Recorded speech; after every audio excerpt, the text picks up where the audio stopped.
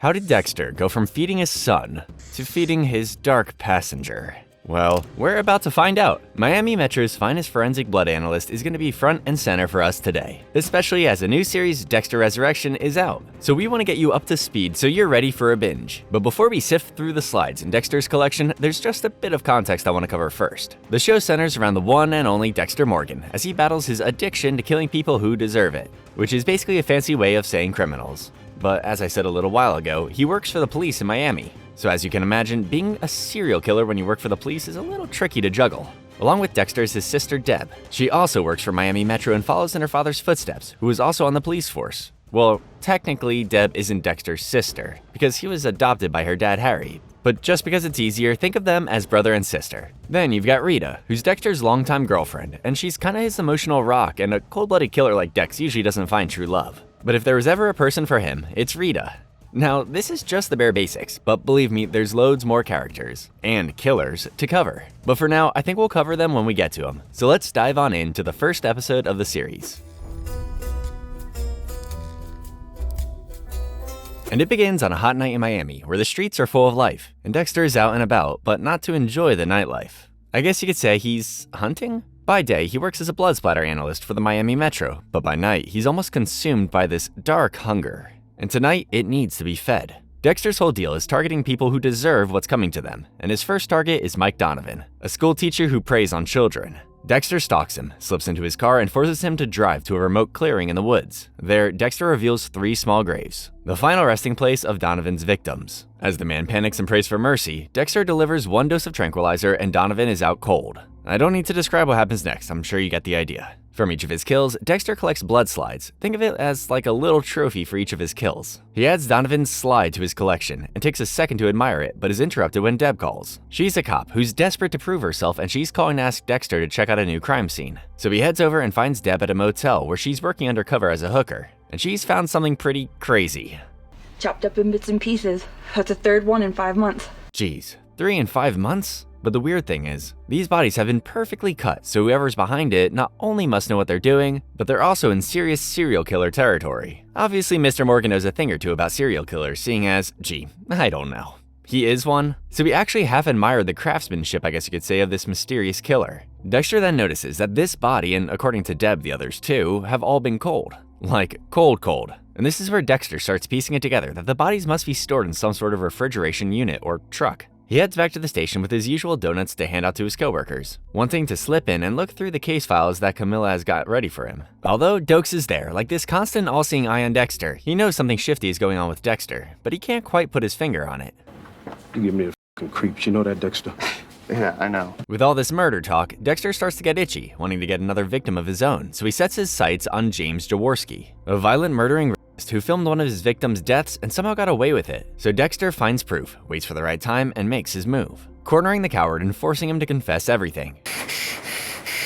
Okay, I did her. After he starts spilling the beans, Dexter puts him out of his misery and another sample is added to his collection. But just when Dexter thinks the night is done, something wild happens. A refrigerated truck passes him on the road. He follows, and suddenly the back opens where a severed human head lands right on his car. Cops flood the scene, and LaGuerta gives Dexter credit for calling it right on another case. But when Dexter returns home, he finds something chilling. Sorry to ruin the mood, but I can never resist a pun. Inside his fridge is a doll that's cut into pieces, each part arranged just like the ice truck killer's victims. It seems that the game is well and truly on. Crocodile begins with Dexter for once taking the day off. He's out on the water, hoping to, well, unwind, I guess. I mean, I don't know what it is you folks do on the water that you can't do on land, but that's another story. As he's bobbing around the bay, he notices a small group of teens enjoying the sun and having fun, and sure, this isn't an important moment in the show, but I think it shows Dexter's character really well, because he's literally jealous of the kids. The fact they can laugh and unwind so easily isn't something Dexter is used to. Anyway, back at his apartment, Deb barges in armed with bagels, and the two chat over what might be going down with their killer. So far, there's still no leads, so Dexter finishes up with Deb and heads to court to potentially target a new victim. He lands on a guy called Matt Chambers, who's on trial for running down a teenager while drunk behind the wheel.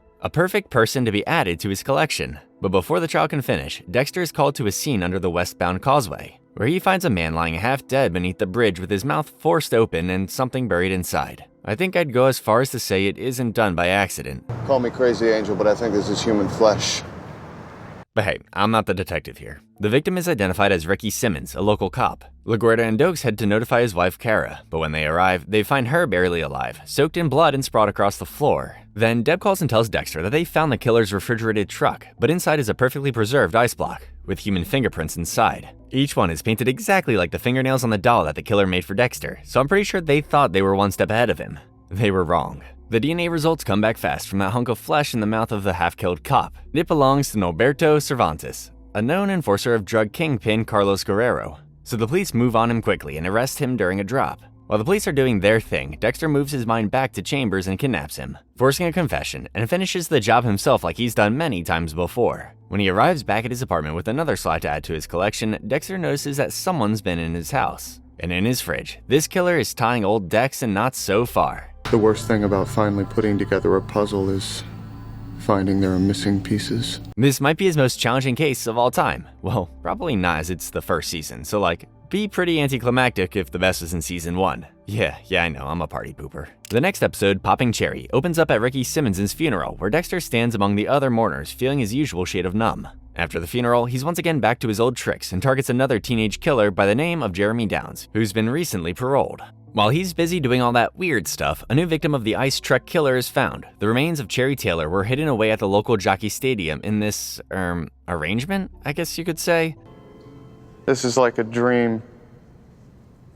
Deb knew her from her Vice days, and takes the case a little more to heart than the usual murder, while LaGuerta directs the team to investigate Tony Tucci, the stadium's missing security guard. Dexter is yet to get word of the new intel and is still on the hunt for Jeremy, where, at a swap meet, he finds him testing out a knife, so Dexter steps in and grabs his wrist mid-swing trying to size him up. But when he does, he's reminded about this from his childhood. Guess it's all gotta start somewhere. And that's when Dexter knew he was different, shall we say, than the others. Deb, meanwhile, still hasn't got to Dexter to give him the latest, and instead, she's gone back to her old beat, talking to the girl she used to work beside while undercover. She's looking for leads on Cherry's last night, and the girls give her some insight when one lets slip that Cherry got put into the back of a car. With this, Deb goes and finally fills Dexter in, and she's got more to tell him too. It turns out that the security guard doesn't even own a car, so he's probably not the man they're after. Problem is, this car, or wagon I think you'd call it, isn't exactly unique. They talk about maybe reviewing the security footage, so Deb and Batista, another detective, head to watch the footage. Tucci appears on camera moving Cherry's remains, but he keeps glancing off screen, like he's following instructions. It's more like a setup than a kill. Talking of killing, or in this case not killing, Dexter decides to actually not go through with adding Jeremy to his collection, even though he ends up stealing his wallet. Basically, Dexter barges in and confronts him, but Jeremy blurts out that his last victim actually assaulted him. And with this news, Dexter lets him go. One more thing about this episode I thought I should mention is that we also see another flashback, where instead of an animal, Harry gives Dexter the all clear to end his first human life. I think that pretty much sets the scene for the rest of the season. With the nurse put down, Harry lived another year before hardening arteries squeezed the last bit of life from him. Dexter's past starts to haunt him far worse than a couple flashbacks, though. Basically, the ice truck killer strats replaying the hits of Dexter's childhood with their kills, so they clearly know who he is. Deb, meanwhile, climbs the ranks in homicide and meets her, spoiler alert, future fiancé in Rudy Cooper. You might want to remember him. This is where Dexter starts to become obsessed and starts finding and following leads on his own, instead of waiting for Deb to find them for him. But he's got to deal with more than just the ITK, as Rita, his girlfriend, has an abusive ex-boyfriend who's back on the scene, so Dexter decides to stitch him up by planting fake drugs at his home. Then around here is when Doakes first starts trying to figure out who Dexter really is, putting out feelers, just being generally suspicious of the weirdly always calm around death and danger guy. Another important thing to note from the next run of episodes is that Dexter gets a call that lets him know that his biological father has died, even though, according to Harry, he'd been dead for years. Nice one, Harry. If Dexter wasn't messed up enough as it is, you go and keep his biological dad away from him. Then again, he'd probably just add him to his collection. Well, maybe not actually, because where there's bad news, there's usually good, and Dexter is then told that his recently passed dad has left him a whole house. Then, in Seeing Red, Dexter tries to get back into the swing of things when he's called to another crime scene, and it's not hard to see why the episode has its name. This literal bloodbath gives Dexter serious flashbacks, ones that he's repressed for years. He remembers his mom being attacked and killed viciously with a chainsaw when he was only a 3-year-old baby. And this is basically Dexter's reason for having a dark passenger. That burden he carries which keeps him needing to kill. On a lighter note, not that you get many in the show, Rudy fully proposes to Deb, and the pair couldn't be happier, for now anyway. How did you not know who I was? You're a cop. I think that's what the big boys call foreshadowing. Yep, he's the ice truck killer. Man, I didn't see that one coming. And that sets us up for one hell of a finale. And it picks up where we left off, with Deb still laying helpless, still bound in plastic, fighting against the duct tape digging into her wrists and ankles as Rudy moves around the room. She pleads with him, asking why, asking what any of this was ever really about, and for a moment he puts on the old face, the sweet one, the one that said he cared. But it slips almost instantly, revealing the hollow, calculated freak beneath. And his name isn't Rudy, it's Brian Moser, and he's obsessed with Dexter. Speak of the devil, he himself smells a rat with Rudy, and the final nail in the straw is when he's given the intel that a man with a prosthetic hand was seen buying the very same nail polish that was used on the doll. And as we know, Brian's whole deal is prosthetics. In the run-up to this episode, Batista was stabbed but not killed by Brian, and Doakes and LaGuerta have just found out. They head to Dexter wanting answers, and quickly. Especially as they know he's been ordering all these secret tests behind their back, and Dexter doesn't deny anything. He tells them what he knows about Brian, and they storm to get a warrant to bust his place open, and they find exactly what you'd expect. Everything apart from Brian, as he's still on the move with Deb struggling in the back of his car. There's another body in the trunk beside her, a man named Fred already dead, who's just along for the ride. Dexter follows the clues to a shipping yard. Sure, he's found the container where Deb is being held, but inside, he finds this. Surprise, mother.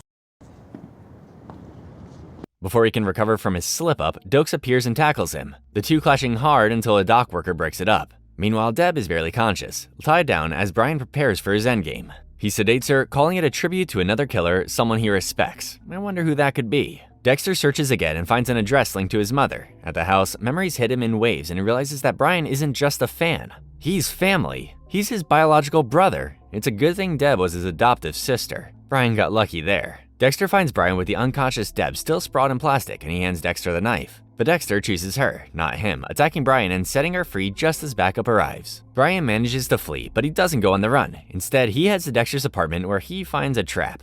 Now in Dexter's kill room, Mr. Morgan does what he does best and frames Brian's death as suicide. And although we didn't see it at the funeral earlier in the season, we actually get to see Dexter slightly mourn the death of a brother he never knew. And still, despite these new feelings, he got the job done. Proving that maybe, just maybe, there's a place in the justice system for people like Dexter Morgan. Heading on over to the Season 2 opener. It's been 5 weeks since Dexter pulled the plug on the ITK, and in that time, he's in stalked night and day by the Doakes, who's convinced something about him stinks. With a target on his back and no room to breathe, Dexter drowns himself in, well, being normal. Bowling night after night with the lab crew, smiling just enough. Talking just enough, waiting for Doakes to make his move. When Doakes finally takes the night off, Dexter moves fast to add to his collection. So he targets a blind voodoo priest named Jimmy Asensio, but for some reason he just can't kill?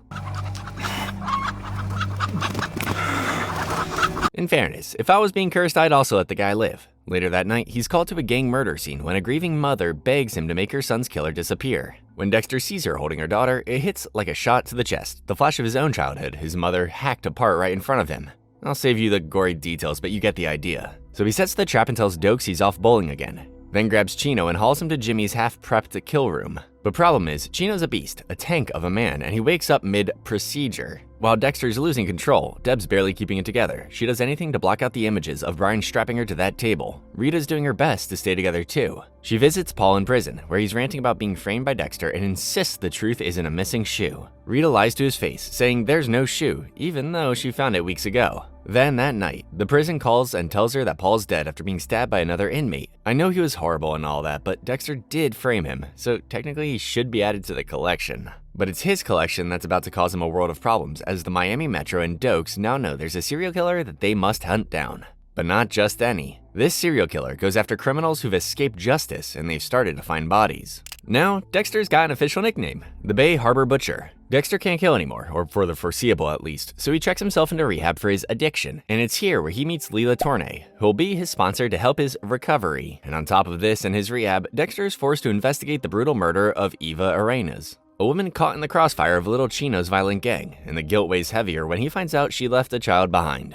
He blames himself for her death, firmly believing that if he had just killed Chino the night before like he was supposed to, she'd still be alive and still raising her son. The FBI then rolls into Miami, and Special Agent Frank Lundy is placed in charge of hunting down the Bay Harbor Butcher. Lundy moves fast, forming a joint task force between Miami Metro and federal agents, pulling Batista into the team while Doakes, eager to join, gets brushed aside as too solitary, too aggressive, too unpredictable. That's about the only bit of good luck Dexter's had this season so far. But while all that's going down, little Chino strolls into the station with a lawyer at his side and a disc in his hand. The DVD shows security footage that locks him into an alibi during Eva's murder. The department has no choice but to back off. Dexter knows this is a load of rubbish and that Chino's hands are soaked in blood, so he makes a plan to finish what he started. He follows Chino to his house at night, ready to take him out cleanly, but he walks straight into a trap. I've been waiting for you.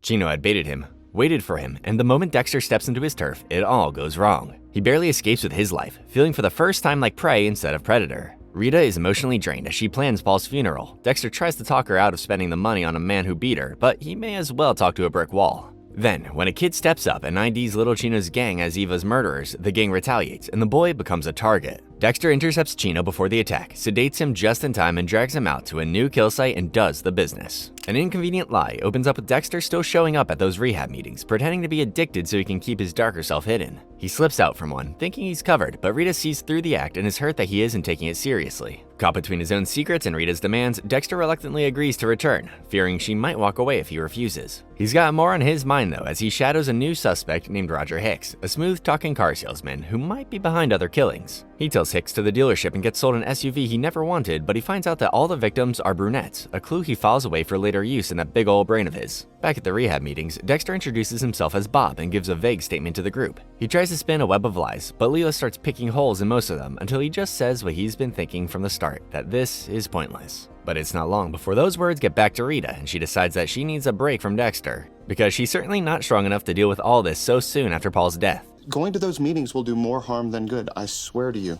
I'm better off alone. Deb's still dealing with all the ITK trauma and begs Lundy to remove her from the case. Lundy refuses, arguing her insight could crack the butcher case and blunt the knife of guilt she carries. So Dexter puts his foot on the gas and goes after Hicks, sedating him and setting him up on the kill table, and yet another slide is added to the collection. The next rehab meeting Dexter attends is different. He reveals his real name, admits to a dark passenger inside himself, and opens up. Not like opens up, just enough to feel real, I guess. After the meeting, Dexter goes back to Rita and tells her he's changing, and she agrees to give him another chance, because after all, they love each other. Well, I'm not 100% sure it's love with Dexter, but you guys know what I'm saying. As the rest of Season 2 progresses, the Bay Harbor Butcher case grows more intense by the day and Dexter begins slipping under pressure. He moves his dumping site farther out into deeper waters, tampers with remains, and even sends a fake manifesto to the press just to confuse Lundy's task force. But Lundy doesn't give up. Instead, he keeps narrowing the list of suspects, slowly focusing on Miami Metro itself, tightening the circle around Dexter without even realizing how close he's getting. At the same time, Doakes is closing in fast from a different angle. He follows Dexter outside of work,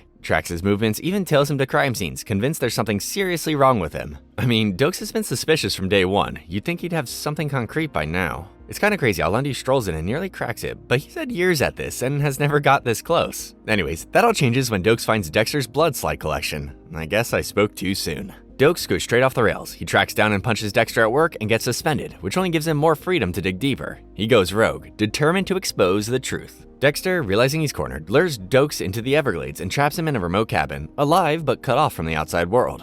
Doakes tries to reason with him, pushes back hard, says no one else has ever dared say to Dexter's face that he's a killer, and for the first time, Dexter doesn't know what to do. He can't kill him without breaking the code, but letting him go means losing everything. And while all this is happening, Dexter's past starts bleeding through again. Lila notices this and pushes him to maybe explore the death of his mom and the trauma that surrounds it. That leads Dexter to Santos Jimenez, one of the men who murdered her, and Dexter wastes no time in adding him to the collection, but it doesn't feel right. But that's nothing when Dexter finds out that Harry didn't die of heart failure. He died because he was ashamed of his foster son, and more importantly, the monster he turned Dexter into. I know this is a lot to take in at once, but there's one more thread to the story. Lila. I told you guys at the start of this season to remember her because, well, she isn't who she says she is. Deb finds out that she's an arsonist who loves dragging people down to reckless levels, and that's magnified by 1000 when she finds the cabin where Doakes is. But before that, we need to do a bit of rewinding. In the episode Left Turn Ahead, Doakes actually manages to break out of the cage at the cabin, kicking through the fencing and running for freedom. He doesn't get far before spotting two men arriving by boat, both there to collect the hidden cocaine stashes inside. When he tries to identify himself as a police officer, they knock him out and drag him back to the cabin. Shortly after, Dexter arrives and sees the men holding Doakes at gunpoint while loading up their stash. So he steps in, and together he and Doakes kill the drug dealers. Thanks, Morgan. But once the threat is over, Dexter forces Doakes back into the cage, which is a big brain move really, not that I'm surprised. The weight of everything starts pressing on Dexter though. For the first time, he admits to Doakes that he's tired of the lies, the killing, the double life. He says he's going to turn himself in, end it all, and finally take responsibility for what he's done. Before that though, he needs to settle things, to leave his life in some kind of order. He visits Lila and tells her they're done for good, because not only has she been sponsoring him, they've also been having an affair. Makes sense, Dexter's attracted to that sort of stuff, I guess. So after letting her down, Dexter prepares for the end. He writes a will, sets up a living trust for Deb, and takes Rita and the kids out for a boat ride in some, I don't know, desperate attempt at being normal one last time. But while he's out on the water, Lila sneaks into his car and checks the GPS, following the clue straight to his recent locations. Namely, that cabin with Doakes inside, and a call comes his way that the missing officer's car has been found outside the cabin. So Dexter's tall tales are about to come crashing down. Or are they? After that bombshell, the finale of Season 2 kicks off with us seeing Lila using Dexter's GPS to track down the cabin in the Everglades, where she breaks in and finds Doakes locked in the cage. Doakes tells her the truth, that Dexter's the Bay Harbor butcher, and begs her to let him go. But instead of freeing Doakes, she decides to help Dexter.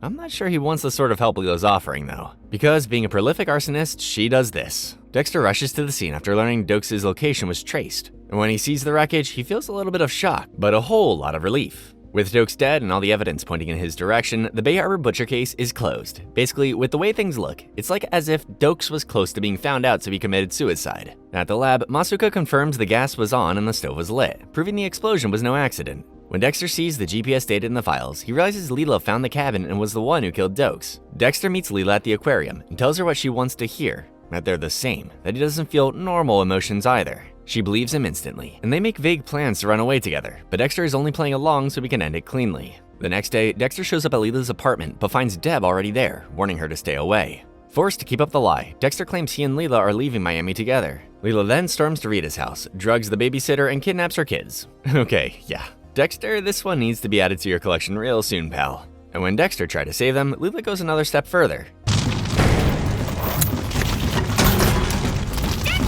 Deb, meanwhile, cancels her flight with Lundy after getting a call from Rita, and joins the search for the kids. Inside the burning apartment, Dexter smashes open a window to get Aster and Cody out, then breaks through a thin wall and escapes just before the fire spreads. He then tracks Lila to Paris, where she's hiding in a hotel room under a fake name. She admits she killed Doakes to protect him, still clinging to the idea that they belong together. But he hasn't come all the way to the city of love for his love for Lila, but instead, his love of killing. In Our Father, several months have passed since the deaths of Doakes and Lila, and for a while, Dexter's life seems to be back on track. So he zeroes in on a suspect, Freebo Bowman, a small-time drug dealer he suspects has something to do with 2 missing college students. To confirm his theory, Dexter pretends to be a heroin buyer and visits Freebo's house, where he meets his girlfriend, Tegan. Later that night, he returns to watch the house and witnesses Freebo in a violent argument with another man. When the other man lunges at Dexter, this happens. But the strike violates everything Harry taught him, and the code shatters in an instant, leaving Dexter not really knowing what to do with himself. The next morning, Dexter goes to the crime scene and finds out that the man he killed was Oscar Prado, the brother of Assistant District Attorney Miguel Prado. The news spreads fast, and Miguel comes to the station seeking answers, wanting immediate answers about who killed his brother. He even invites Dexter to Oscar's wake, giving Dexter an opportunity to grieve in public while he processes the guilt in private. Deb follows the lead and learns that Oscar was deep in drugs and owed a fair whack of money to Freebo.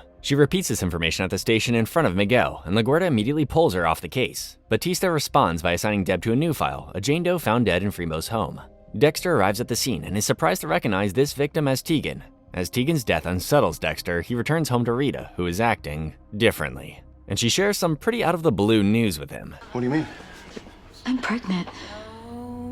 Dexter as a dad? Can you imagine that? Well, it turns out he can't really either, because in finding Freebo, he starts to seriously question if it's even a remotely good idea that Rita keep the kid. Like, can he protect someone that slowly relies on him or guide them away from a life like his? But Rita isn't so sure that it's such a bad idea and puts her foot down, deciding she's gonna go on with the pregnancy. As the investigation into the Jane Doe, or Tegan, continues, Miguel Prado asks to be involved, hoping to get closer to the case linked to his brother. LaGuerta shuts him out, wanting to keep personal emotions off the crime scene, but Miguel isn't finished. He invites Dexter and Rita to dinner at his home with his wife Sylvia, using the meal as a chance to quietly press Dexter for information. Miguel reveals that his brother Ramon, a police officer, has found Freebo's mother's phone, a lead that could inch too close to Dexter's secret. Now, Dexter knows time is running out, and Freebo has to be dealt with before someone else finds him first. At Miami Metro, Deb and Angel eventually track down Freebo's old associate, Zach Edelman, who tells them that one of Miguel's past convictions was for the wrong man. That thread helps Deb identify Jane Doe as Tegan, and once Dexter confirms the connection, everything lines up. Tegan is dead. Freebo's responsible, and he's still somewhere nearby.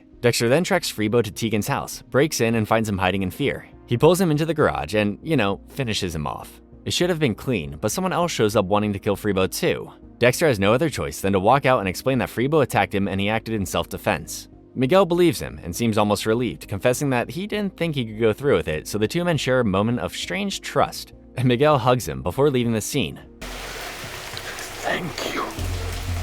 Neither of them notices that some of Freebo's blood ended up on Miguel's shirt. I'm sure that won't crop up again. Who am I kidding? Then, in The Lion Sleeps Tonight, while shopping with Rita and the kids, Dexter notices that Aster is chatting with a stranger and his instincts flare and he steps in quietly, asking the man to leave while jotting down his license plate. Back home, he runs the number and discovers the man is Nathan Martin, a registered sex offender. And he can't ignore it, so that's another nice little target for him. At the station, tensions run high as LaGuerta defies Miguel's request to stop investigating Oscar's murder. Then, another victim is found at the same spot where Tegan died. This time, the body is Javier Garza, a pimp connected to Freebo, and that discovery rekindles the hunt for Freebo's killer. Meanwhile, Dexter helps Miami Metro confirm Tegan's identity as the Jane Doe, which clears Freebo's name and shifts the investigation to a new killer dubbed Skinner. And no, he isn't a principal. Miguel wants the cops to find Freebo's body to put a stop to the investigation, but Dexter has already taken care of that, if you know what I'm saying. Dexter instead puts the focus back on Nathan Martin when he tracks him taking photos of Aster and other kids on school grounds. Dexter confronts him and warns him to keep his distance. Martin claims he's changed and says he's in therapy, but Dexter knows better and feels the icy certainty that this man will strike again. That night, he sneaks into Martin's house and finds evidence that he's taken photos of children inside the bathroom. Dexter is furious, and he immediately strikes and kills Martin, disposing of him before returning home, where he reacts in a way that maybe makes me think he might be ready for a kid of his own. So there it is. I'm going to be a father. For the rest of Season 3, Miguel becomes the first person outside Dexter's family to cross the line and enter his world. In The Damage a Man Can Do, Dexter brings Miguel into the kill process by introducing him to Billy Fleeter, an ex-football player turned debt enforcer. Dexter explains the code, and they research Fleeter's crimes together. When the moment comes, Dexter steps back and allows Miguel to deliver the final blow himself. The thrill of that kill lights something in Miguel, and suddenly he wants more. That spark of darkness soon becomes an obsession. Miguel targets Ellen Wolf, a defense attorney who stood against him in court and is respected by LaGuerta, so Miguel sees Ellen as a threat to his reputation and power, and despite Dexter's warning, Miguel decides he wants her gone too, so he invites her to his home and breaks the code. That was an innocent person who defended people, and when Dexter finds out, he begins to see Miguel not as a friend, but as a dangerous man who doesn't respect the rules. After this, Miguel stops listening to Dexter altogether and completely trashes the whole idea of the code, and he'll kill anyone who stands in his way. So the bloodthirsty judge begins digging into the Skinner case and Anton's role, trying to pick at Dexter's web by threatening Deb. Dexter knows he's got to act before Miguel drags him too deep into chaos. Ellen Wolf's disappearance raises red flags, especially since LaGuerta knew Ellen well. She starts pulling threads, sensing a connection to Miguel, and given his alibi is shaky, she quietly watches him. But Dexter works to sheer her attention elsewhere by persuading her that accusing a beloved public figure could harm both the community and the investigation. But really, we know he wants to deal with the situation himself. But to do that, you kinda need to not be kidnapped. So this is how it ends. I've pictured it 1,000 ways, but never this. As we just saw, the episode I Had a Dream starts with Dexter finding himself locked in the trunk of a car, thinking that Ramon has finally come after him. He breaks free and when the trunk pops open, punches the man standing outside. But it's not Ramon. Turns out to be a surprise bachelor party. Not even the great Dexter Morgan saw that one coming. Then the man of the hour, Miguel, arrives to give a warm best man speech, and the whole thing almost feels normal. But the tension never really leaves Dexter, because the man smiling at him on stage is the same one he's planning to kill. Dexter starts weighing his options. Killing Miguel before the wedding is on the table, but he considers using the Skinner as a scapegoat instead. So that night, Dexter watches from a distance as Miguel visits LaGuerta at her home. He sees her snooping through Miguel's car, clearly suspicious after learning a similar vehicle was spotted near Ellen Wolf's home the night she vanished. Miguel leaves angry, realizing she doesn't trust him. LaGuerta recovers a strand of hair and asks Dexter to run a blood test under her name. When the results come back as a match to Ellen, Dexter doesn't tell her, knowing the clock is ticking and he needs to deal with Miguel before things start getting real messy. Meanwhile, Deb and Quinn get a break in the Skinner case when they learn the Skinner has been using Anton's phone to make calls. They follow the signal to a hideout and move on, but the killer escapes and injures Quinn during the chase. Then Deb heads over to talk to Dexter, but is completely shocked when he asks her to be his best man at the wedding. She accepts without hesitation, giving him something real to hold on to as everything else around him begins to slip out of control. Knowing Miguel is now planning to kill LaGuerta, Dexter sets a trap. He lures Miguel to Ellen Wolf's house under false pretenses, pretending that LaGuerta will be there waiting. When Miguel arrives, Dexter's ready. Now tied down, Miguel pleads for his life, trying to make Dexter see that they're brothers. But Dexter has already killed his real brother, so one more can't hurt. It doesn't have to come to this.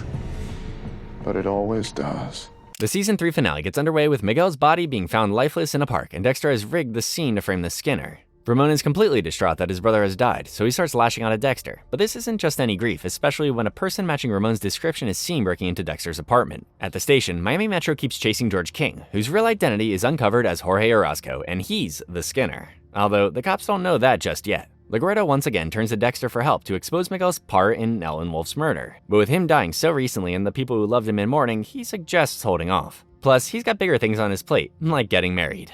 As Dexter prepares for his wedding, Rita's mother hints to him that third time's a charm. Curious, Dexter looks up Rita's past and finds she was married at 16, briefly before Paul and she never told him all this time. See, other people can live secret lives too, Dexter. On the eve of his wedding, Dexter is once again whisked away, but this time it's no bachelor party. Nope, this is 100% real, and King has got things in place to make Dexter one of his new victims. But just as quickly as he drags Dexter into a deserted factory, Dexter manages to outplay him, escaping the binding that he's been put in, and ultimately, well, it's best if I show it. After that game of Snap, Dexter dumps King's body onto a police cruiser, staging it as a suicide, so off he trots after nearly being killed and killing again, to walk down the aisle. During their first dance, Dexter promises to be the best husband and father he can be, and as they sway across the floor, he sees visions of Harry and Laura watching from the sidelines. Maybe that's one flashback Dexter doesn't mind having.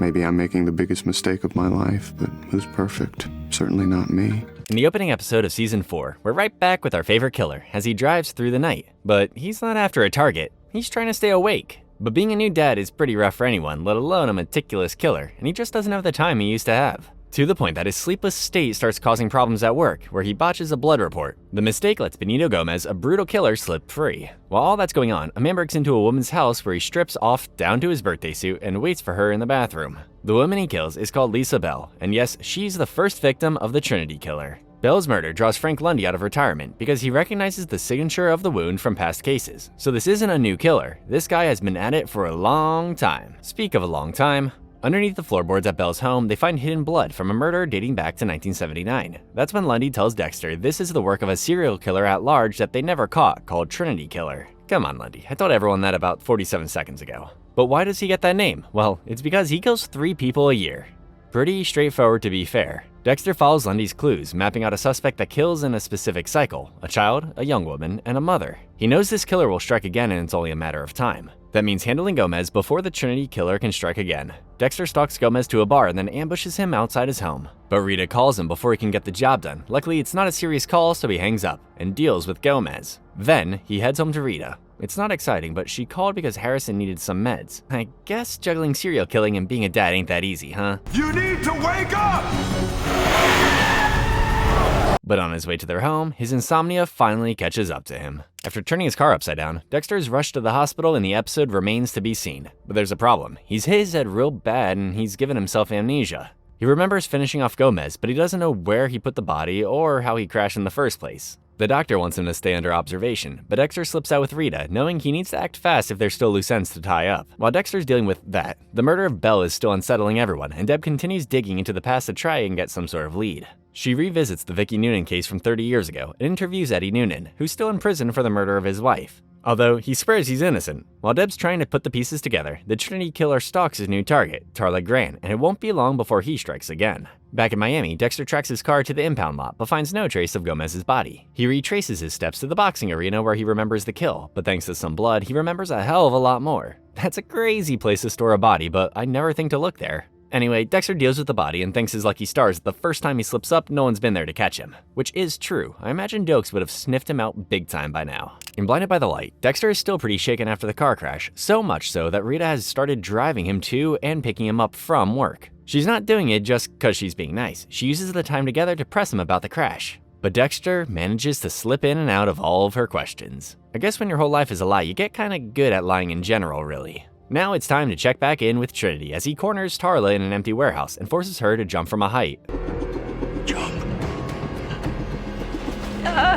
And when he threatens her kids' lives, she does what any scared parent would do. The death soon finds its way to the media, which starts buzzing with rumors, and Miami Metro labels it a suicide, but Lundy sees echoes of a pattern from 3 decades ago. And now, he knows that the next kill from Trinity will be a man. Dexter, meanwhile, tries to show up for Rita and Harrison by enjoying a light show put on by their neighbor, but I'm not sure if it's everything going on or the guy just doesn't like lights. But he does this. Yeah, not a very bright idea. The Trinity killer case doesn't stop though, and it's not long before the name of the killer is found out, and that name is Arthur Mitchell. So to get closer to him, Dexter jumps up a fake name called Kyle Butler and uses it to get closer to his target. With this new undercover role, Dexter manages to find out that the Trinity killer was pretty badly named because for all these years, he's actually been killing 4 people every 12 months, and the 4th person to the pattern is usually a kidnapped young boy. I should also mention that Deb was shot when trying to track Trinity, but don't worry, she's all good. Well, you'd understand that she's a little down after letting him get away, but that's all part of the job, I guess. It doesn't keep her down for long though, because Deb dives into Lundy's old research and starts putting the puzzle together, which eventually leads her to Christine Hill, who's a local crime reporter that's dating Quinn.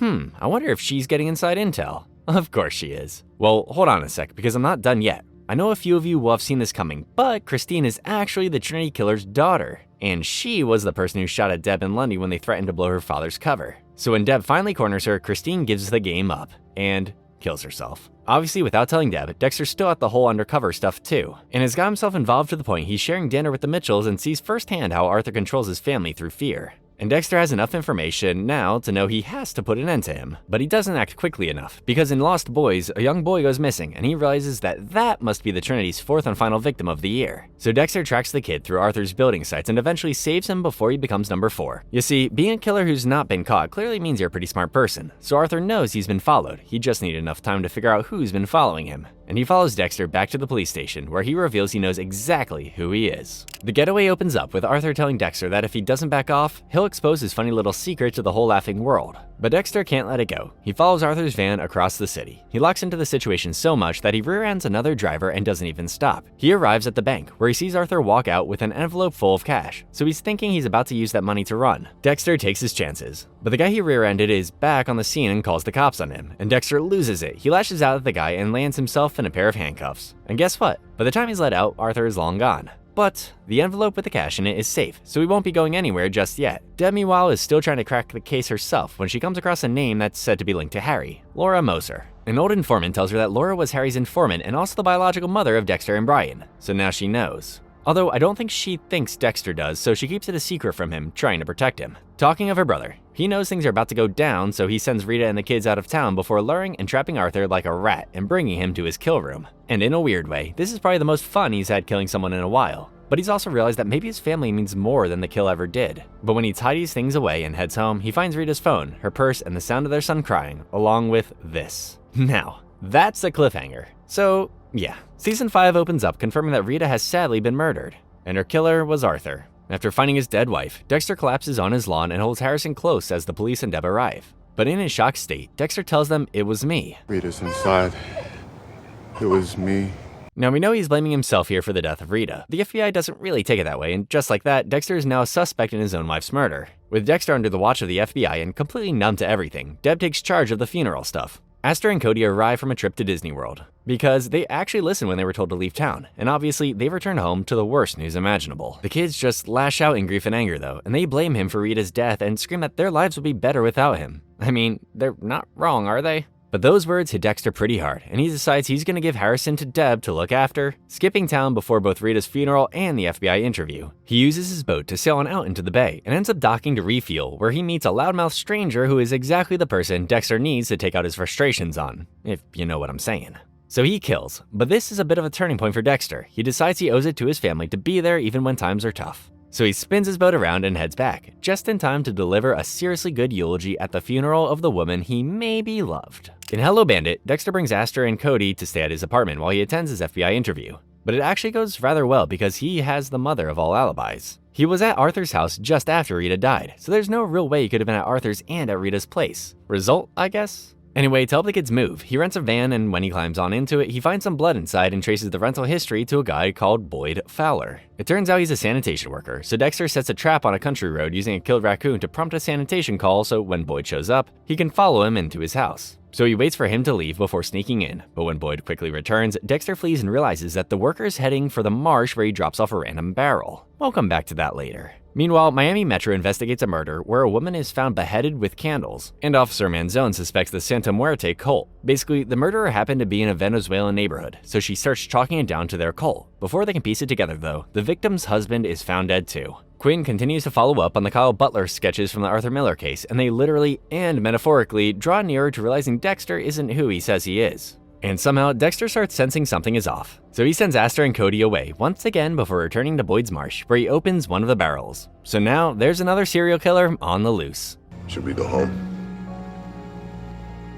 Give me a minute. In Practically Perfect, Dexter hires a woman called Sonia to watch Harrison while he figures out how to deal with Boyd, and he eventually settles on offering him a sanitation job to get within striking distance. At Miami Metro, Deb and Officer Chira press deeper into the Santa Muerte cult murder. They suspect the husband killed his wife before killing himself, but Deb isn't so sure, so they follow a lead to a store selling Santa Muerte products. Only to find this when they return. And here's me thinking if anyone was going to lose their heads this episode, it'd be Dexter. Speaking of him, Dexter decides to set up a trap for Boyd, using a fake alligator as a call-out and hoping to take him down with a sedative. But Boyd has some of them himself, and the two men end up tranquilizing each other. When an ambulance arrives, Boyd spins a story claiming Dexter attacked first. Meanwhile, Quinn edges closer to uncovering Kyle Butler. He considers checking Arthur Mitchell's family photo albums for a face match, but worries a mistake could cost his job. Man, they're so close! Back in Miami, Dexter lures Boyd home and sedates him again. With no kill room set up, he finds a new place to take care of him. As he cleans the mess, he notices someone watching from Boyd's locked attic door. He swings it open and discovers a frightened woman who's been held hostage. She collapses into Dexter's arms, but he's got a choice to make. Abide by the code and let the woman live who's seen everything, or cover his back. Well, instead of killing her, Dexter locks her in a hidden space while sorting out what to do. But as the two begin to speak, he realizes he can't kill her, and she realizes that if anything, Dexter saved her from being killed. She wasn't just Boyd's prisoner either. She was passed around among a group of men who tortured her. The same group of men who are in the cult responsible for the beheadings. So Dexter lets her go, but they stay in pretty close contact, especially when one of her torturers shows up and Dexter finishes him off for her. They then start tracking the others involved. Dan Mandel becomes their first shared target, and Dexter teaches her how to prepare the kill room, how to stay off the radar, how to clean up the evidence. You know, typical murderous stuff, I guess. The process bounds them in a way that's more intimate than anything Dexter's experienced before. She sees him fully, and he doesn't have to hide. Meanwhile, the police are closing in on the Barrel Girl case, and Deb starts putting together fragments that point toward Lumen's attackers, which leads to the famous motivational speaker Jordan Chase. And he knows that Lumen is out, so he sets a trap and captures her. So, the season 5 finale, the big one, opens with Dexter finding out that Lumen has been baited and captured by Jordan. He knows it's a trap, but he can't walk away, so he races to the location where she's held, after he remembers the address of one of the camps where Lumen was first assaulted. But as Dexter suspected, it's a full-on trap, and just like Lumen, he ends up being tied up thanks to Jordan, who's preparing to torture them both. But as Jordan opens Dexter's knife kit, he realizes one blade is missing, and you'll never guess who has it. Well, obviously Dexter, and he takes Jordan down. So with him out of action, Dexter unties Lumen, and together they bind him to a kill table, and Lumen deals the final blow to her abuser. After dumping Jordan's body, Lumen tells Dexter that she's done? I guess I see it as her graduating from Killer College. But she's nothing like Dexter. She doesn't need to keep on killing, and there's actually some form of healing done by her from tracking down her torturers. Dexter is obviously a little upset, but he's got Harrison's birthday party coming up, so he goes there trying to put on a brave face, but it doesn't exactly work. After the party, Dexter removes his wedding ring, staring at it. In his mind, Lumen became the memory of someone who could see all of him and not turn away. Someone who showed him nothing, not even darkness, is ever set in stone. But from here on out, and I know this is a spoiler, but we won't be seeing Lumen again. Or will we? We won't. Dexter kicks off season 6 by pretending to be the victim. Basically, he dials 911 and tells the operator he's been stabbed. But when the paramedics arrive, we know this is all a trap. The paramedics that have been called out to him are both seriously corrupt, and they've just been letting patients die just to sell their organs for cash. Let's just say the pair are shocked when Dexter pulls this Uno reverse card. By this point in season 6, it's been about a year since Rita's death, and it's time for Harrison to start looking for preschool options. And for some reason, Dexter wants to go down the Catholic school path for him. I think it's about stability rather than anything super religious though. Talking of schools, Dexter gets pulled into a high school reunion, but he's not just there for nostalgia, he's hunting. He suspects the former football star killed his wife years ago, and he's right. Dexter attends and gets the DNA he needs, and the match is perfect. The quarterback admits what he did, but his excuses don't impress Dexter. He ends up exactly where Dexter knew he belonged, on the table. While Dexter's getting his third kill of the ep, a new threat appears in Miami. Travis Marshall and Professor Geller, two religiously motivated killers who are planning something pretty big. Their first kill is one of the most graphic in the show. They kidnap a fruit vendor and replace his insides with live snakes, before doing this to his chest. Whatever sick stuff they've got planned, this is only the beginning. After looking at the snake chest man, Quinn is ready to propose to Deb, but right as he's about to pop the question, this happens. The media swarms on in, and just like that, Deb becomes a local hero. Then, in Once Upon a Time, Deb discovers the engagement ring Quinn was gonna use in the restaurant. She tries to nip things in the bud, because with everything going down, she feels she 100% needs more time. But Quinn doesn't really see it that way and instead asks her to move out. Yeah, ouch. Away from Deb's domestic problems, the team finds the body of the fruit vendor and IDs him as Omar Rivera. And it turns out he also worked at a shop owned by brother Sam. He's a former convict turned minister who's now dedicated to helping others turn their lives around. Dexter visits Sam while undercover and isn't convinced the wholesome transformation is enough, especially when he admits to having killed a man in his past before finding religion. But as we know, there's darker people to worry about, like Travis and Geller. From what we see, there's a clear master-student dynamic going on, with Geller being the one giving orders. And if his demands aren't met, he's got no problem dishing out punishments. After that literal scalding, the pair get back to their weird ways by kidnapping a random jogger and doing the same thing to him as they did Oscar. While that's happening, Dexter stakes out Sam's shop after seeing him lock a body in his trunk. But when he goes for a closer look and blows his cover, the body is actually still alive. It belongs to a guy called Nick, who Sam swears was trying to kill him. Before Dexter can act though, Sam's proved to be right when Nick's gang shows up and threatens both him and Dexter. Luckily, Dexter has his Miami Met badge still on him, so flashing that towards the gang makes him speed away.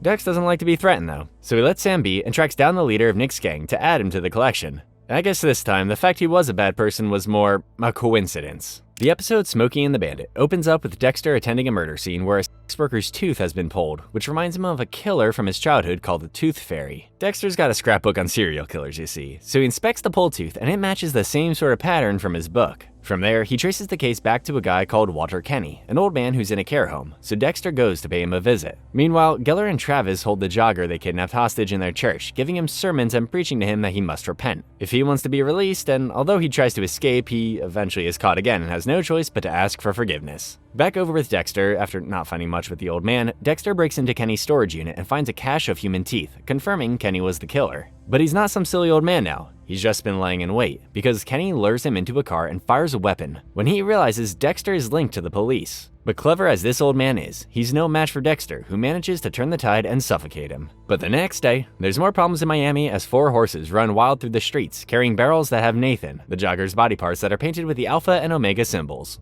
I guess they're trying to symbolize some religious apocalypse, and Dexter has to turn his attention to finding out what is now known as the Doomsday Killers. Once the horses show up dragging barrels full of Nathan's body parts through the streets of Miami, the Doomsday Killer case goes off the deep end for the rest of Season 6. With all the killings so far, Dexter realizes that everything is kind of linked to one specific thing, the Book of Revelation. So he starts studying it to prepare for any new tactics that Travis and Geller might pull. While he's doing that though, he's also confiding in Sam, who tells him that redemption actually is possible. After all, he turned his life around, why can't Dexter? Although he doesn't buy it, not fully anyway. I mean, can you blame him? He basically had a hand in the death of his own wife. I imagine it's gonna take a while before Dex can ever trust himself. But either way, he respects Sam and watches him walk his talk, even when gang members keep trying to pull him back into violence. Meanwhile, Deb's still trying to get used to her new lieutenant role after the fireworks in the restaurant from earlier in the season. She's becoming the Mets hero. The Revelation killings keep coming too, like a woman is found dead in her greenhouse after her body was force-fed to a plague of locusts. Dexter realizes this is the work of someone who knows scripture inside out, someone methodical, obsessive, and completely unhinged. And he sure ain't wrong.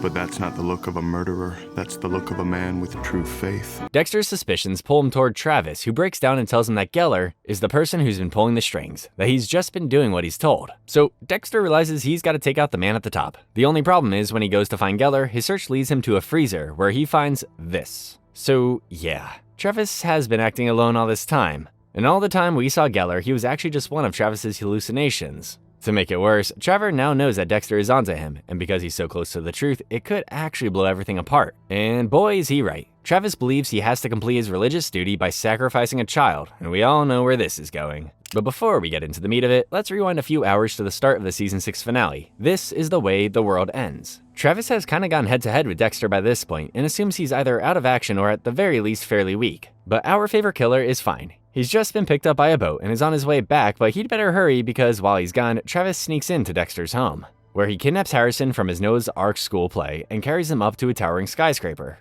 Jimmy calls Deb and she sends a team to stake out buildings throughout downtown Miami, hoping to find Travis before he can hurt Harrison. But they can't find him. He's on a rooftop, waiting for a perfect eclipse before he can sacrifice Harrison. Luckily though, Dexter tears through the city and sniffs Travis out, heading to the rooftop where his son is being held.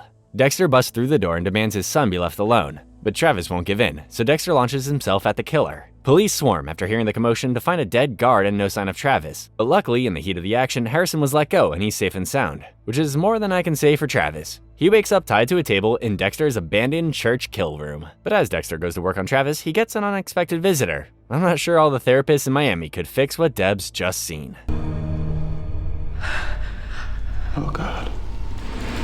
After seeing her brother literally kill someone, season 7 opens with Deb pulling a gun on her brother and threatening to call this in, but Dexter stays calm and tells her that it was purely all self-defense. Like, the plastic sheeting was less pre-motivated and more his forensic instincts kicking in. He pleads that his life, career, and connection to Harrison would be destroyed. So reluctantly, the pair strike a deal and decide to cover the kill up as a suicide. So Dexter douses the church in gas from a nearby station and Deb lights the fire. After the police swarm in, Dexter leaves and goes to tuck Travis's blood slide into storage, but he realizes it's vanished. The cops at the Met, meanwhile, are super suspicious of Dexter now, especially after they know he was directly linked to Travis because he kidnapped Harrison. Then they started thinking back to Doakes and how he suspected Dexter, and look what happened to him. Dexter tries to find the slide but can't, so he heads back home, only to find this. And Dexter doesn't deny any of it. He tells his sister who he really is, and for the first time, someone he loves finally knows the truth.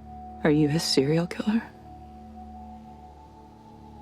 Right after Dexter confesses to being a serial killer, Deb does what anyone would. She runs, but Dexter catches up and drags her back to the apartment where he lays it all out and tells her everything. But mainly that he has an addiction to killing people who deserve it. Poor Deb can barely process it all, and when she learns her dad was the catalyst to Dexter's ways, she loses it. Deb storms out, and this time Dexter doesn't follow her. Instead, we go to one of the strip clubs in Miami, the Foxhole, where there's been a murder. The owner of the club, George Novikov, plays dumb and the cops can tell, but a bouncer blurts out that the man they might be after is Tony Rush. So they check the club's security footage, and that clears Tony, but they see that the girl who's been murdered, Kaja, left the club with a guy called Viktor Boskov. When the cops go to chase up this lead, Tony is killed by a guy called Isaac Skryko. I know guys, this is a lot of names, but from now on, I'll refer to them as the Koshka Brotherhood. And they're a group of Eastern European drug and human traffickers, so Tony talking to the police was clearly a big no-no. Back over with the Dexter situation, instead of turning him in, Deb comes up with a plan. She wants Dexter to move in with her so she can supervise him. Real rehab, she calls it. Dexter agrees, but this new dynamic is put to the test when a serial killer from like 15 years ago contacts Miami Met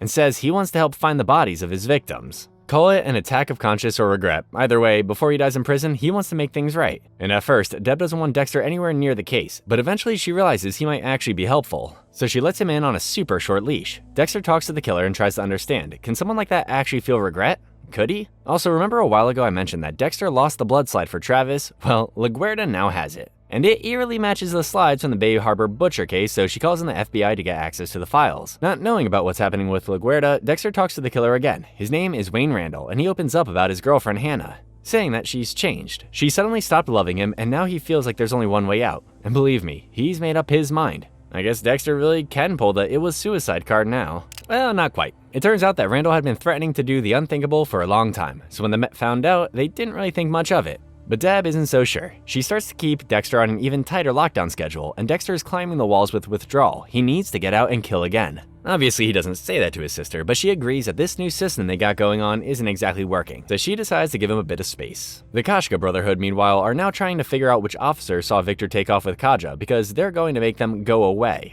Back at Miami Metro, Deb's trying to keep Dexter out of trouble by giving him actual work. She sends him with Angel to speak to Hannah McKay. You know, Randall's old flame. She's pretty cool, controlled, and she doesn't give much away. But Dexter can tell there's more under the surface. That encounter sticks with him longer than it should. But who he's got his eye on is a guy called Ray Speltzer, a guy who basically walks around with future killer slapped on his forehead. Dexter checks out one of his old hangouts, a creepy mausoleum thing, and sure enough, finds trophies from past victims. It turns out, Speltzer likes to build terrifying homemade mazes in his house, where he leads women through it and murders them. Deb hears the screaming from her stakeout, rushes in, and ends up knocked unconscious. Speltzer nearly kills her, but Dexter shows up just in time. They manage to get away, but the killer gets away too. Before the first time, Deb realizes why Dexter has his code, and that it sort of works. I mean, without Dexter, people like this would just go on existing and killing, right? But what Deb can't shake about all of this is that it's not strictly justice with Dexter. She knows deep down that her brother likes killing, and I don't think she'll ever get over that. If I'd let you do things your way, then Speltzer would be dead and that girl would be alive, but he's out there. Well, the rest of season 7 sees Dexter finding out that his instincts about Hannah were right all along because she is a killer. Turns out she poisoned her abusive ex-husband, her therapist, and probably a few others along the way. So old Dexy boy plans to kill her like any of his usual targets, but when he confronts her, she just accepts it. One of the first people to ever give in to Dexter, and he's just as surprised as we are, so much so that he starts having feelings for her? I guess someone so carefree enough to let go, and obviously with no more Rita around, Dexter probably sees Hannah as some new toy to play with. So from that moment on, Dexter and Hannah start having this dark, dangerous love affair. She sees him for who he is, and starts to love him for it. in like the most toxic way possible. Although not everyone is as big of a fan of Hannah as Dexter is. Deb hates her from the moment they meet, not trusting her as far as she could throw her. And that instinct was 100% right, because when Deb takes a sip of water from a bottle held by Hannah, she's rushed off to the hospital after being drugged. And Dexter has no choice but to admit that Hannah probably was the person who slipped the drugs in Deb's drink. After she recovers, Deb begs her brother to do what's best and to give her the evidence she needs so she can arrest Hannah. But Hannah's not the type of woman who likes to stay banged up. When Deb arrests her and sends her to jail, Hannah bribes a former cellmate to smuggle her a pill and fakes a medical emergency in court to get out of things altogether. Hannah goes missing, but not before leaving Dexter a message by leaving a black orchid for him. That's a pretty cool calling card, actually. But it's not Hannah Dexter needs to worry about, as the Koshka Brotherhood are hot on his tail after he kills one of their members, Victor. Remember, the cops found out Victor was the last person seen with Kaja, so Dexter put 2 and 2 together and added him to the collection. But Victor wasn't just part of this European mob, he was actually also Isaac's secret lover. But before the two can go at each other, Isaac is kicked by a rival gang. With him gone, the threat from the Brotherhood fades and Dexter can finally breathe. For now. But as we know, it's actually the stuff going on at the Miami Met that Dexter should be worried about most, because LaGuerta has basically pieced it all together. She applies for a warrant and starts digging through his old case files. All she needs is a chance to pull the trigger. In the season 7 finale, Dexter is at his apartment playing with Harrison when LaGuerta shows up at his door with 2 officers and arrests him for the murder of Hector Estrada, a drug kingpin who's the head of the rival gang that killed Victor. He's not actually done it this time though. Estrada's still alive but in hiding because Dexter knew LaGuerta was watching him like a hawk. Dexter can't really do anything, so he lets them cuff him and take him in. And to say the whole station is floored would be a bit of an understatement. LaGuerta marches him into interrogation, where she lays out photos, timelines, accusations, the works. She's sure she's got her man. But if there's one thing we know about Dexter, it's that he's a cool cat. Cold-blooded, some would say. So he just listens and tries to poke holes in each theory LaGuerta has. But it turns out, in her attempt to nail Dexter, she's been a little messy and cross-contaminated evidence from Estrada's case with one she only has access to. So Masaka shows up and orders Dexter to be set free as they have no real, impartial evidence. Then, we see a few flashbacks of the old days, with Doakes, and even then he knew something wasn't right with Dexter. Dex then admits to Deb that he's been sabotaging LaGuerta's investigation, and now he has to take care of Estrada before LaGuerta finds him. So he stalks Estrada's ex-wife, hoping she'll lead him to his man. LaGuerta isn't finished with the Morgan family though, as she pulls Deb in for a chat and shows her some security footage from the night Travis Marshall died. And it shows Deb filling up her car miles away from where she said she was. So now Deb's just as liable as Dexter and he doesn't even know it. Deb can't really even begin to process what's happening, so she goes to Hannah's court hearing hoping to at least get a bit of good news. But nope, it's time for Hannah's old trick again. Dexter meanwhile has found Estrada and broken into LaGuerta's house. And after sifting through some files, he finds out what I just told you guys. She plans on targeting both him and Deb.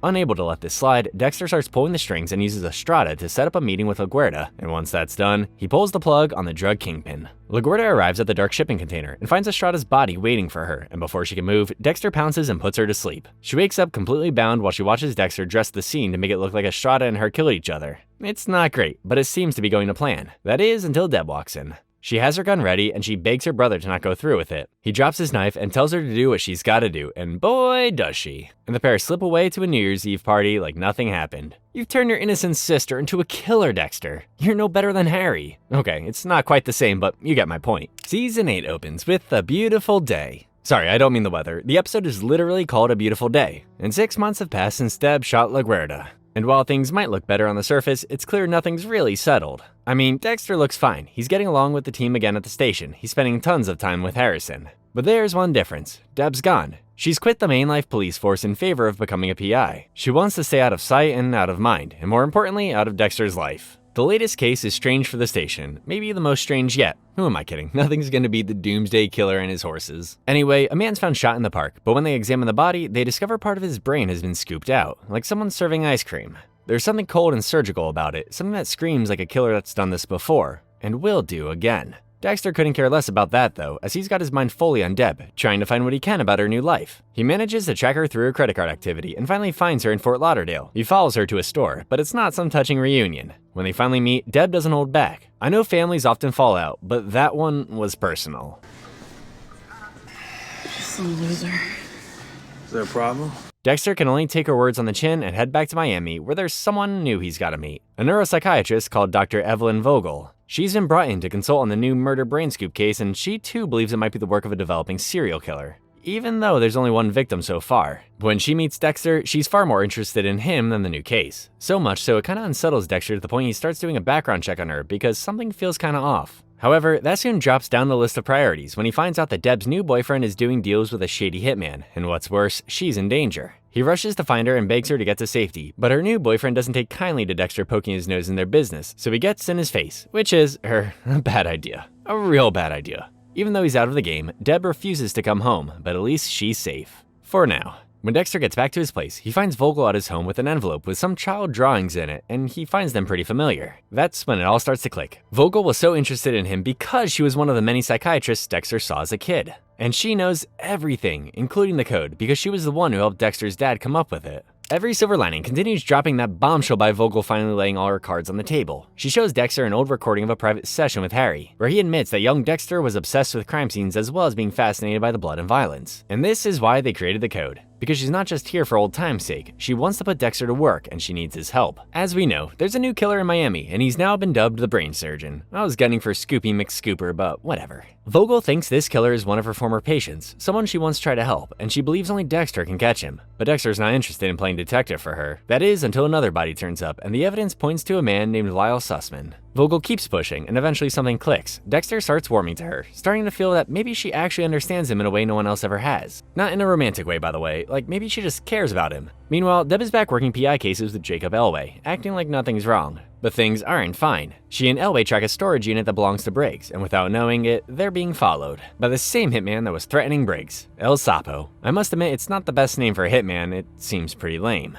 Anyway, El Sapo pounces on Deb. When the police arrive at the scene, they find El Sapo dead, having been shot, and no one knows who pulled the trigger. Well, apart from Dexter. He checks on Deb and figures out she was the one who killed El Sapo. He switches out the murder weapon to keep her out of trouble, then heads off to follow his own lead. He tracks down a cabin owned by Sussman and finds something strange. Not only is Sussman dead, but the scene looks staged. It's too neat, and Dexter of all people knows what a cover-up looks like, and this feels exactly like that. But there's not much more he can do, so he heads to the station again where Deb is trying to hand herself in and confess to everything. He knows she doesn't really want to go to prison for the rest of her life. Instead, she's just trying to punish herself for what she's done, so he saves her bacon and sends her back up to Fort Lauderdale. Later that night, Vogel calls him over in a panic because someone's broken into her home. Dexter finds a DVD left behind by the intruder, and it's footage of Sussman being forced at gunpoint to commit a murder before getting shot himself. So Sussman wasn't the brain surgeon, he was just the real killer's puppet. Vogel and Dexter agree not to let the police into this one yet, because Dexter wants to hunt him down his own way. With Sussman dead, the Met thinks they've got their man, so they close the brain surgeon case and start paying more attention to the death of El Sapo.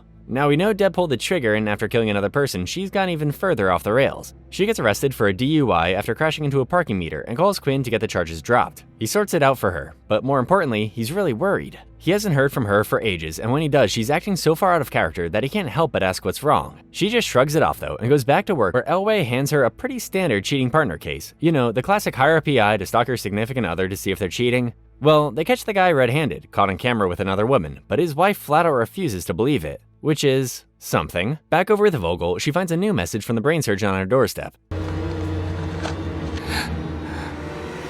Dexter figures out those little brain chunks are from the occipital lobe, which controls vision, and realizes it's a message that someone's watching them. So they dig through her list of old patients and settle on Ron Galuzzo, a fitness equipment salesman with a creepy past to say the least. Vogel once had him institutionalized, and now he's pretending not to remember her. Dexter knows he's lying, so he breaks into his house and finds the truth. He finds more than the truth though. There's human body parts stored in the fridge, tucked between sandwich meat and soda cans. So Dexter returns to Vogel, sure they've got their man, they just need to wait for the right moment. While they're planning, he starts to open up more about Deb, but Vogel calls him out. She says he doesn't love Deb the way he thinks he does. He just loves what she gives him, the safety she brings. They also get into a deeper debate about the code.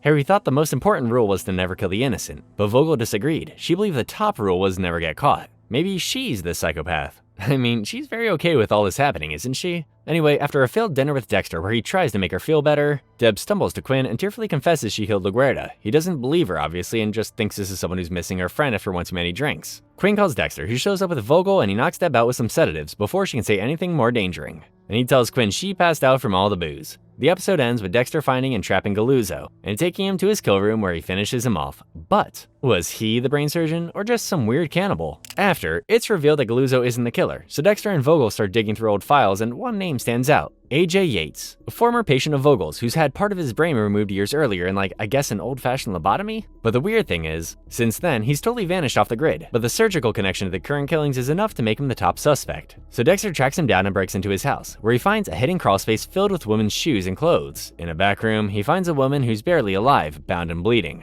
Yates isn't a mystery anymore. He's actively abducting and torturing women. Dexter saves her, but Yates escapes, and he heads for a woman he and Dexter know well, Vogel. He blames her for the monster he is now, which, side note, is kinda like Dexter and Harry. Anyway, Dexter is desperate for help, so he makes Deb tag along and the pair go and save Vogel thanks to a handy pair of garden shears. Now the Met once again think they have their man, because the same reasons Dexter went after him in the first place are making them think he's the brain surgeon. But we know different. I guess it's time to check in with Deb's well-being. I mean, it's no secret she's barely keeping it together. She's already had one driving nightmare and she's about to have another. For some reason, she saves Dexter. Something in her forces herself to save him, and from that moment on, she starts realizing she's not good or bad. She's human. But you'll never guess who shows up again. Hannah. And she pretty much throws everything sideways when she messes with Dexter and Deb's food and poisons them.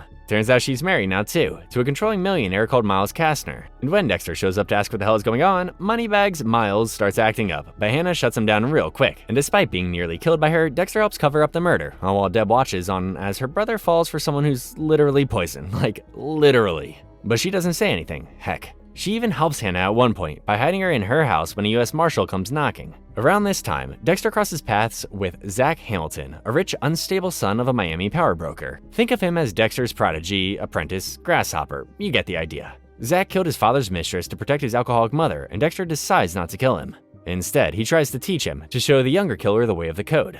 And for a while, it works. Zach even sets up a kill room himself. Things go a little pear-shaped when Dexter's neighbor is found dead and all the clues point to Zach. But Dexter knows he's being framed. And he's not wrong because soon after, Dexter finds this. And yep, he's had his part of his brain removed too. So this is all the doing of the brain surgeon. Dexter takes what he knows to Deb to see if she has anything to offer, and she suggests looking into Cassie's boyfriend, a man called Oliver Saxon. But the more she digs, the more she realizes he doesn't exist. It turns out that Saxon is actually called Daniel Vogel, and he's the presumed dead son of Evelyn.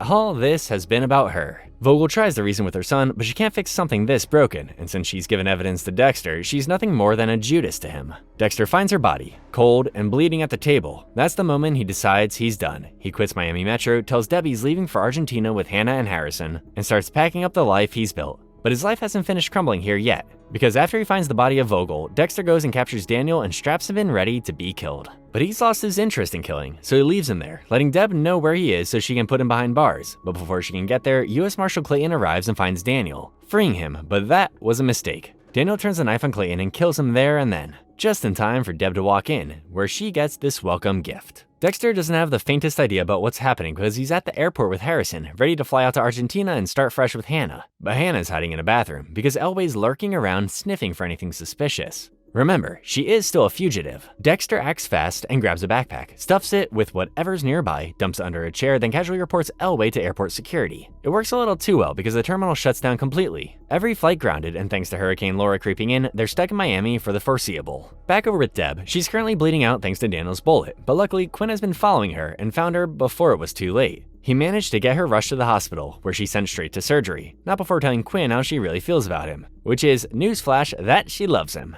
And this is where Dexter gets a call from Matthews saying Deb's been shot, so he leaves Harrison with Hannah at a hotel and heads straight to the hospital. The doctor says she's stable and things look good, and Deb tells him to let go of all the guilt, live a real life, and be happy. He wants to believe it, but of course it doesn't last. Daniel's still out there and he tries to sneak into the hospital to finish off what he started. But Dexter manages to spot him. Before he can get to him though, Batista arrests Daniel and throws him in holding. So Dexter shows up posing as a lab tech, saying he's collecting evidence, but really he's just setting the stage. He slides a pen onto the table between them and tells Daniel he's going to kill him. And Daniel takes the bait, grabbing the pen and jamming it into Dexter's shoulder. But that's child's play to Dexter, who takes out the pen and attacks Daniel himself, which might be the only time he's killed someone, and it was 100% self-defense. With Daniel gone, Dexter heads back upstairs to tell Deb the good news, but when he gets to her room, the news is nothing but bad. Quinn tells him there's a complication, that a blood clot formed during surgery and caused a stroke. Deb's still alive, but her brain's gone and she's not coming back. Dexter stands there, numb, and he finally admits to himself what he's always avoided. Everyone he cares about dies. Everyone he hates dies. With him around, everyone just dies. Dexter walks around Deb's room one last time as the hurricane batters the hospital. He sits beside her and takes her hand, then reaches behind the machine and shuts it all down. I love you, Deb. He then takes her body to his coat, calls Hannah, tells her and Harrison he loves them, then tosses his phone into the water. He sails out into the storm, and as the sky crashes around him, he gently lets Deb sink into the ocean. A few days later, the Coast Guard finds what's left of his boat. No body, no sign of life. Dexter's dead. Or is he? Well, this is Dexter Morgan we're talking about. Of course he's not dead. He got out of Miami and he's now working down in Oregon, and he doesn't look like his usual self, that's for sure. Will he reconnect with Hannah? Or Harrison? Will he ever step foot back in Miami? Well, I'm sure we'll find out. There's still a few more Dexter-related goodies I want to recap for you guys, like Original Sin and a couple others. But let's just focus on Original Sin for now, and in case you didn't know, it's a prequel to the main series and takes place around 1991. And it kicks off by showing us the moment that Dexter's mom died. And you'll never guess who it was that finishes her off. Hector Estrada. After we see that, we're taken to see a very awkward teen version of Dexter who works as a forensic pathology intern at Miami Metro. Also working at the station is Harry, because way back when, Harry was actually a pretty good detective in his own right. But we soon see how Harry and Dexter work together. Basically, as we know, Harry isn't a well man and he's on his way out sooner or later. But while he's under the care of the hospital, it's revealed that one of the nurses is poisoning him, and this is where Harry gives his blessing for Dexter to give in to his dark passenger for the first time. And then he implements the code and spurs Dexter to only give into his darkness when people really deserve it. As the series progresses, we see Dexter eventually joining the force down at the station properly. He even gets a bit pally-pally with Masuka and Batista, but he's still a pretty awkward guy. Nothing's gonna change there. And it's from here we start seeing Dexter hunt criminals like a violent loan shark called Tony Ferrer. But Harry starts growing worried about the number of people his son is killing. And that only gets even more out of hand when Tanya Martin, who's on the pathology team too, introduces Dex to the sedative he's gonna be using for the rest of his life. He first uses the drug on another serial killer called Levi Reed after he gets released from prison due to some legal loophole. Dexter seems to be going great guns and picking off whatever criminal he can, but he starts seeing them as literal easy pickings and wants something, I don't know, a little more meaningful. This brings us to Aaron Spencer, the homicide captain at Miami Metro. He seems like a pretty stand-up guy, but there's something about him that irks Dexter. Basically, Spencer had a son called Nicky who was kidnapped and found, well, let's just say he wasn't found looking how he left. And no one knows who was behind it all. But Dexter smells a rat and thinks Spencer attacked his own son and killed another boy called Jimmy Powell, and obviously, he's right. Dexter tells Spencer to a docked boat where it turns out Nicky is being held, and instead of turning the captain in, Dexter does what he does best. After that, we also get a few glimpses at things like Harry realizing that Brian Moser is out there after he's told a B. Moser is a murder suspect in Tampa, as well as him watching the Morgans as Deb decides to join the police, which perfectly sets up the beginning to the main series. Well, obviously Harry has to die before the main series, but let's not split hairs. Now though, I'd like to take you to the series that was set after the main series, New Blood. We saw a little while ago that Dexter is living in Oregon in his new fake life. Well, in New Blood, he's actually now living in New York under the name Jim Lindsay, where he works at an outdoor supply store while he dates the local sheriff who's called Angela. By the way, the events in this series take place like 10 years after the end of OG Dexter, and in all this time, Dexter hasn't killed anyone. Something tells me that's about to change. Also, I should say, you know how before Dexter would sometimes have a ghostly version of Harry appear to him and give him advice or tell him he's dumb? Well, Harry's been replaced by Deb now, and she's far more supportive. All Deb wants is Dexter to stay happy in his fake life and not let the past come back to haunt her brother. But Dexter can't really run from a past like his, especially when he's got a son out there, a son who's looking for his dad. Yep, that's Harrison. In Dexter's absence, Hannah did what she could to raise him. But sadly, she died of cancer, so she told Harrison to go and find his dad. Problem is, Dexter is settled and a random son he's told no one about kinda shakes things up a bit. Harrison's return stirs something within Dexter, and when he sells a rifle to a guy named Matt, he pays extra attention to him and finds out he's a killer. So yeah, after 10 long years, Dexter breaks his killing duck. After committing the act, Dexter tracks down Harrison again and spills the beans and promises to try and be there for him. Angela is obviously super suspect of the dynamic, but decides to put up with it because, I guess it's more fun to play the long game? But we'll come back to that later. After Matt's death, the police come and pay Dexter a visit as he sold him a rifle shortly before his death, so Dexter realizes he probably let things slip too far and decides he's gonna set things up to make it look like Matt skipped town. At first, it all goes to plan, but the hair in the soup for Dexter is Matt's dad, Kurt Caldwell. He's like Elon Musk meets Mr. Krabs, if you know what I'm saying, and he demands Angela keep the search for Matt open because he's sure his son didn't just get out of Dodge. Dexter tries to get to know Kurt better from afar. You know, friends close and enemies closer type deal. Well, it turns out Kurt is a man with some serious secrets, especially after Dexter finds out he's abducted and maybe killed a few women himself. Back over with Harrison, he seems to be fitting into the New York life pretty well. He's friends with Angela's daughter Audrey, and even at his new school he seems to be getting on great. Problem is though, he's Dexter's son, and he's getting to an age where he's gonna start getting a dark passenger of his own. And things eventually boil over with a high school bully. Now, he might be taking the fight to a bully, but things look like they're getting out of hand with him, especially when Dexter dings a razor blade in his locker. That used to belong to the Trinity killer. We're pretty sure it's the same blade that was used to kill Rita, so just like Dexter, seeing his mom killed when he was a kid is enough to set him up for a life of murdering. And Dexter can hardly tell him off for it, so he decides to get serious about it and tries to guide his son with the code.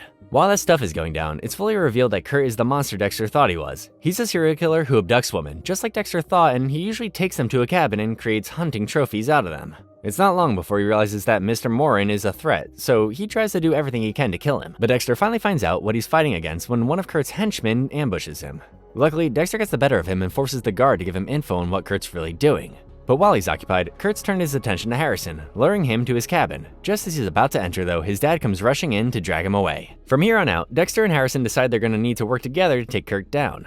So they spend their time trying to find holes in his stories, or gather all the evidence they can on him. Kurt still wants to get rid of the pair, so decides he's gonna set fire to their cabin personally. At worst, it's a message, at best he kills everyone and the problem goes away. But when Kurt comes back home, he's got a pair of visitors waiting for him. So together, Dexter and Harrison complete their first ever father-son kill. But it may have been too late. Before Kurt was dealt with, he sent a letter to Angela and explained that Jim Lindsay was the one who killed his son, and that Jim had been buying sedatives, the same ones found on all of Kurt's victims. So Angela puts the pieces together and realizes the man she loves is a serial killer. Okay, I mean, she's not wrong, but she also is. He is a serial killer, but he's not the one who killed those women. So Angela confronts Dexter and eventually arrests him for the murder of Matt and tells Dexter that she knows who he really is. So much so, she's inviting Batista down for Miami Met. During his interrogation, Dexter does what he always does and claims he's been acting in self-defense. To buy time, he even tells the police about Kurt's secret trophy room with all the bodies of women in it. So while Angela checks it out, Dexter breaks his own code to get free. So, now on the run, he plans to flee town with Harrison. But when his son finds out about the code break, he tells his dad that he's broken.